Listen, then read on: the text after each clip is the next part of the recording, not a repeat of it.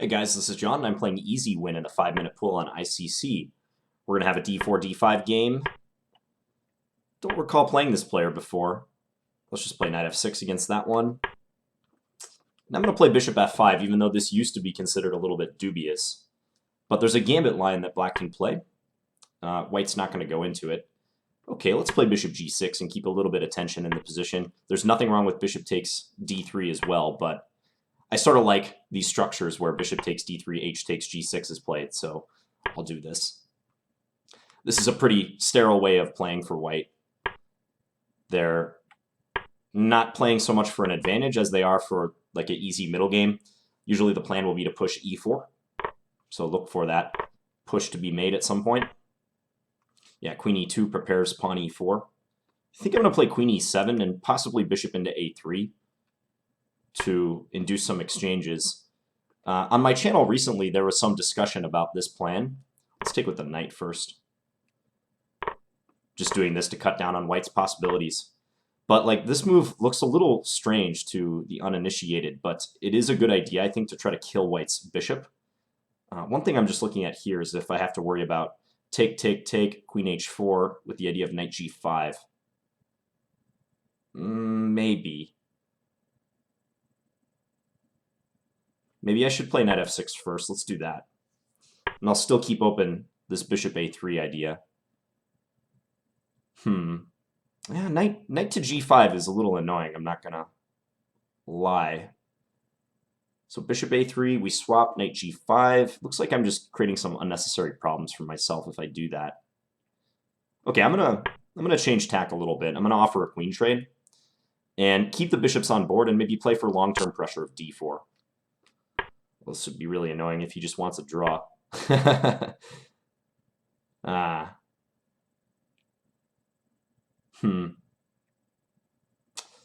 I'm going to do this one more time, and then I'm going to play bishop here. If he wants the draw with queen e4. Okay, we're going for the win. I played that move quick in case the position had been repeated 3 times, so he couldn't claim it. I don't think it was repeated 3 times, though. So at least now with my knight on h5, that could mean it's harder for white to attack me down the h-file. So we'll see what happens. They also could have played bishop c3 instead of just agreeing to the trade straight away. Queen comes back to h4, okay. So maybe rook d8 to start. That looks reasonable. Still, they can go for knight g5, followed by maybe pawn g4, but I'll make it tough for them. Let's play rook here. Give the king some running room. Also, queen e7 is enabled. Queen e7 is a useful move I'd like to play to try to offer an exchange of queens, and that will diminish white's attack. Actually, it will totally kill white's attack if the queens get traded.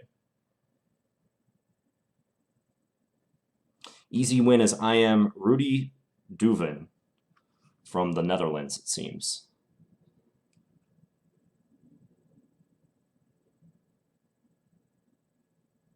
This is a structure you get so often in the Scandinavian and also the Caro-Kann, the so-called light square restriction structure. Pawns on e6 and c6. Rook e3, that looks kind of sophisticated. So I assume the plan is if queen e7 to go knight g5. What if queen e7, knight g5, queen f6, though?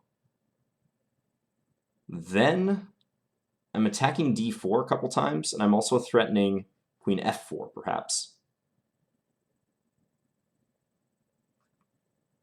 Yeah, let's go here.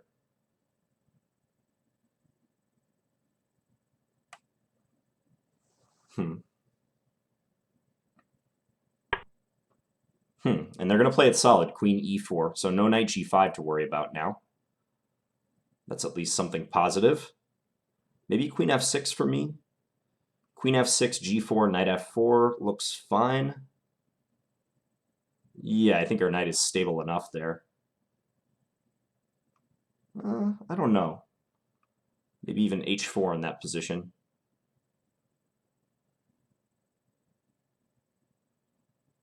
c5 could be played right now. Maybe c5. c5 they can take, though. and then b7 would be hanging at the end. I'm going to do this. Let's see if they have the courage to play g4. The only line I'm a little concerned about is g4, knight f4, h4, but they didn't do it. Okay, so now I'm thinking queen f4 and try to go for a trade. Try to swap the queens.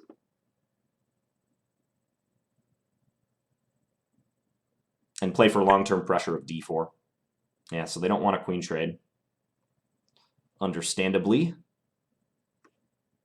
Okay, let's get this knight back in the action. Maybe queen f5. Let's go queen f5 and again offer a queen trade.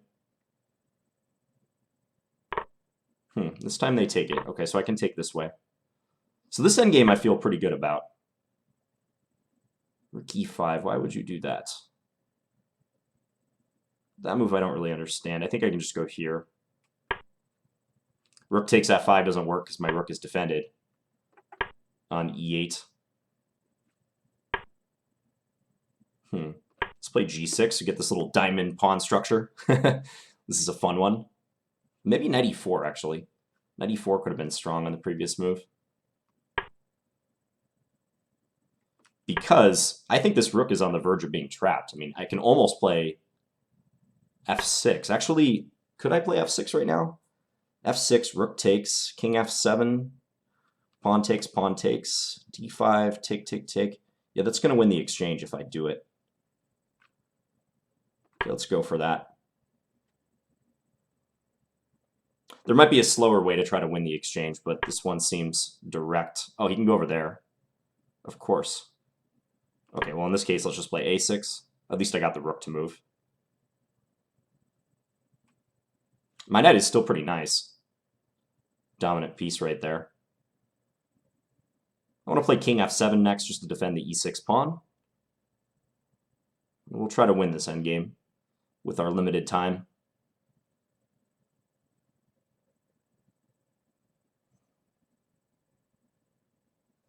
For white, I think it would make sense to push the queenside pawns, but he might be hesitant to do that. Okay, let's just do this. Okay, now on this one, I think I can play to basically entomb his rook. Okay, he took that way. That's a better way of taking. All right, let's take here now.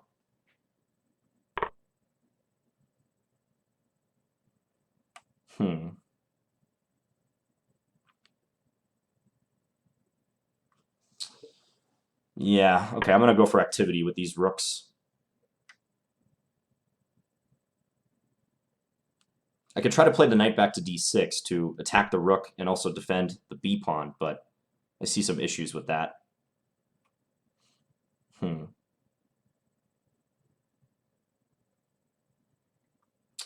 Gotta hurry. Okay, let's go here. Just attack that pawn. Maybe knight g5 next move. If c4, like knight g5 and try to trade so I can get at the d4 pawn. Otherwise, I think it's going to be really hard to attack d4. I thought I might be able to make something happen with my knight versus white's knight, but that appears not to be the case.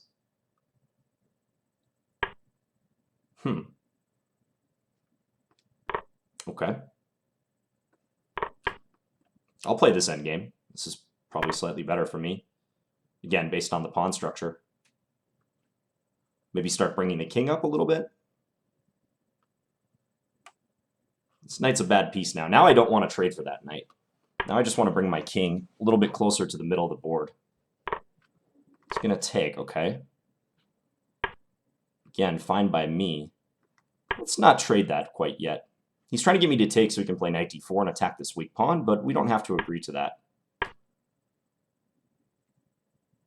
Now this pawn is weak. Hard to defend. Go here. Check. Now we're just going to try to take. Ah, he has that move. Missed that one. Missed it completely, but maybe still good. We'll see. Check. Come here. And then rook takes d5 next. Try to avoid the ire of this pesky knight. Let's go here. Oh, he can just take f6, of course.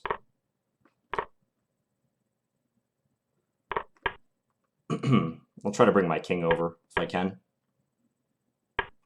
to defend. Check. Give a check. He's going to go forward. Didn't think that was a good plan for him. Check. But we'll find out. Just push this pawn. Now I think he's going to lose. Let's go over here. Oh, wow. Let's go here. Check.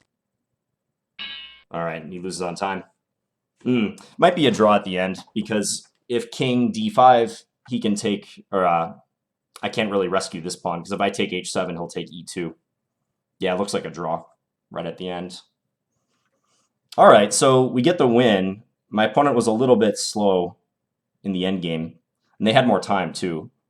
But I get the sense that it's probably just level after like rook a8, let's say, because I have a better knight than he does, but the weakness of my b7 pawns is going to keep my aspirations in check here.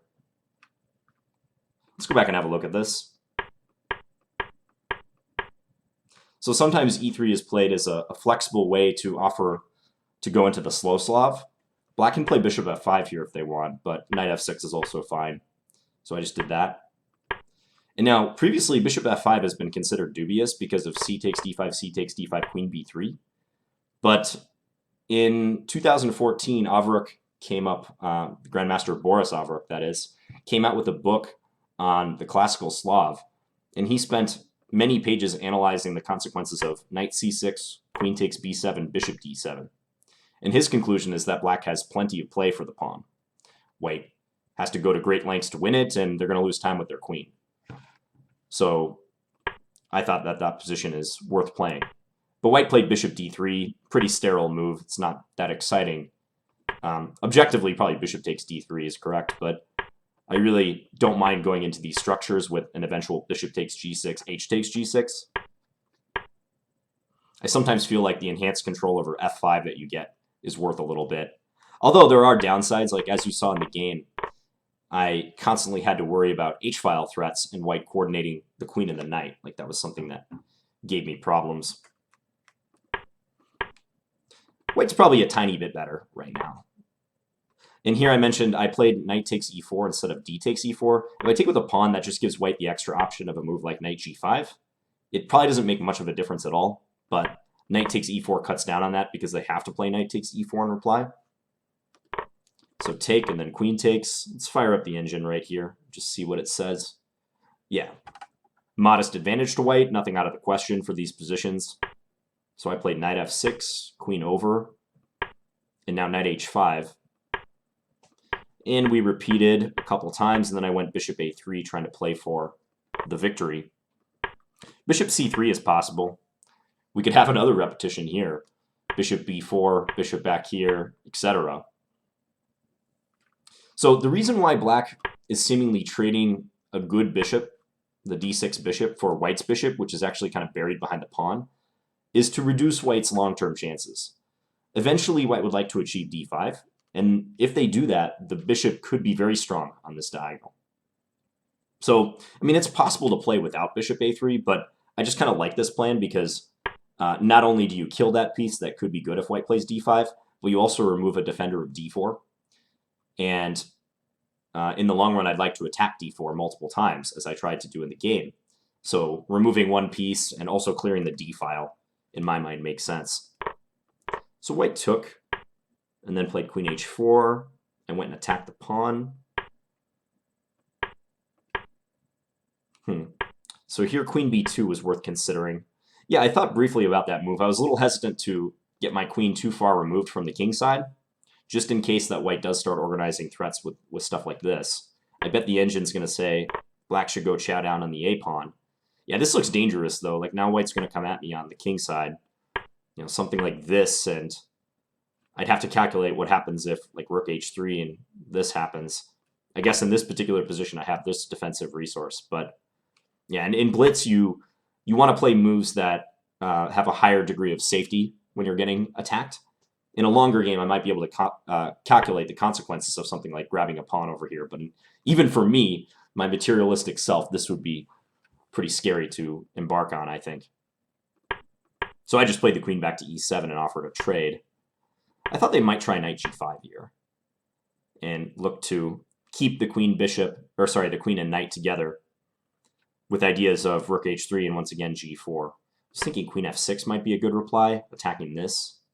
And then if rook d1 going here and insisting upon a trade, they could play g4 in this case, but yeah, they're pinned here, so I can actually do this. This is sort of like the previous line we looked at. It seems like black is doing well here. So they played queen e4, and I went queen f6. The engine says c5 is best. I thought about that move, but I didn't like this. Because if queen takes, there's queen takes b7. But the computer says play knight f6 now. Drive the queen away from attacking this pawn, and then go play queen takes c5. That does make sense. So I just played queen f6. They went rook e1. I played queen f4. If I strictly want a queen trade, probably the better way to do it is queen f5 directly. Now that I look at this. But queen f4, queen c2, knight back to f6. White still has that modest advantage according to the engine. Yeah, now, after the queens get traded, I think that prevents white from creating more threats. So now the evaluation is actually slightly in black's favor, I believe, because of the attack on d4. And also I've helped my pawn structure a little bit. I've gained control over e4. And without a clear target, this often happens in the light square restriction structure, like white has a hard time finding anything in black's camp to attack. So without a clear target, I think black probably is a little bit better here. I think the correct result of the game should be a draw, but yeah, I think in retrospect I should have played knight e4 directly. That would have been much better than doubling up the rooks. It didn't occur to me that after knight e4, like his rook is actually kind of starved for squares. Can always go over to a5, but knight e4 is a nice move to achieve. Severs the coordination between the two white rooks. So instead I played rook d7, he played h3, knight doubled up, g6. Yeah, and here I went f6. In view of the game continuation, maybe this is a mistake. The engine actually says white can do this. I thought king f7 was going to be a problem. It says sack the exchange. Okay, but definitely black's a little bit better here. Whether I could win is another matter, but yeah, I am up 1 point of material. With white having all their pawns pretty much secure, though, this would be tough to win. I do agree with the engine on that. But they played rook a5, I played a6. Maybe I have something better right around here. Like, if I could stop them from playing b5, that would be nice. But I can't play a move like, you know, knight d6 or knight c3, because e6 is loose. Maybe I could actually do this. Rook c1 is best, just defending c4.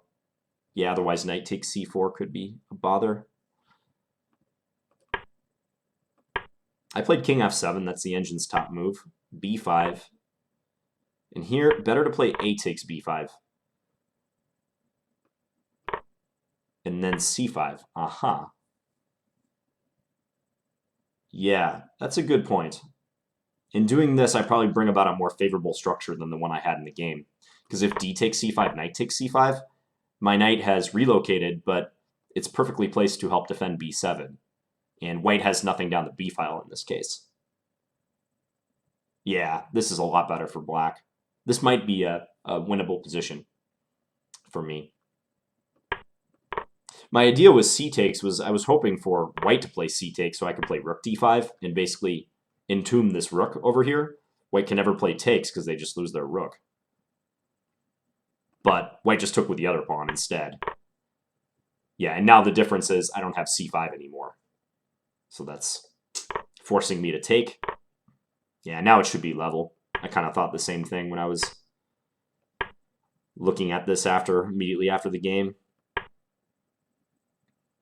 Yeah, here I thought they should play c5 and not give up the c4 pawn so easily. And then I was looking at playing this move and trying to get rid of the knight so I can go after this pawn. Maybe there's a different way to play it, but I thought if I didn't play knight g5 that white would continue with rook b1. So the engine says just do this, and then play knight c3. Okay, that's a good point. So I can play knight c3 when the rook comes over, and thereby stop rook takes b7, because I would take that rook. So that's a subtlety. But they did this. Now I took here. Yeah, seems fine. Yeah, and I think this resulting rook knight and 4 pawns versus rook knight and 4 pawns ending must be a little bit better for black, because my pawns are all together, and white has this isolated d pawn. It's kind of weird, like black structure has a defect as well. Like I've got doubled f pawns, but that d pawn and the nice position of this knight on e4 means that black can play this for a win. And you see the time, though. I was a little bit behind on time. Maybe here I got fancy in playing e5, but I was trying to avoid this, which I thought looked pretty simple for white to play, and they get an attack on f5. So I played e5. Yeah, for that matter, maybe king e7 is inaccurate. Maybe I should play like rook d7 or something to stop the advance of the d pawn. Ensure that I could take with the rook should they do that. And here I play knight d6, defending f5. Rook c5. I just missed knight g6, though. Probably king d7 is more accurate, taking the sting out of knight g6 and threatening rook c5, followed by taking the pawn. Looks like white can draw, though, with accurate play. Check. Check. Yeah, and after this, it was something of a time scramble. Looks like he played well to find a target, like this pawn. Yeah, I can't even really save that pawn anymore. My king is too far away. So I just did this. And white made it hard on themselves by trying to bring up the king, and Check. especially in playing king f4, like that's a pretty risky move to play. If they just played like king g2 and stayed close to these pawns, I can't win. But king f4, Check. now they go and lose the f pawn. Maybe Check. they can still draw. The engine seems to think so, but I mean, I would not do this as white unless I was absolutely sure that I could get the half point, because black has 2 pawns to white's 1. And my e-pawn is pretty fast.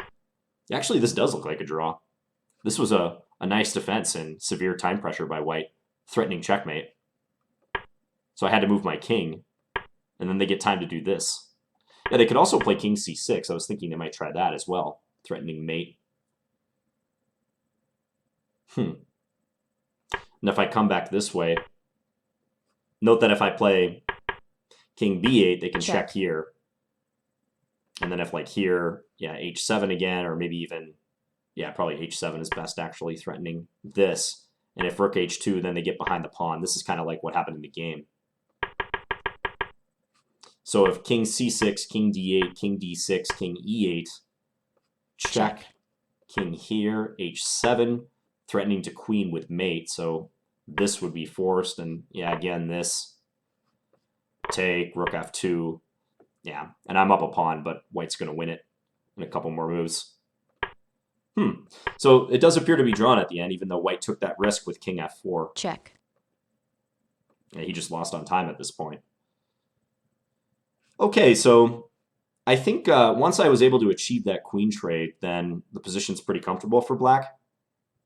I could have played this stage of the game better. I wish I would have played a takes b5 followed by c5 instead of c takes b5.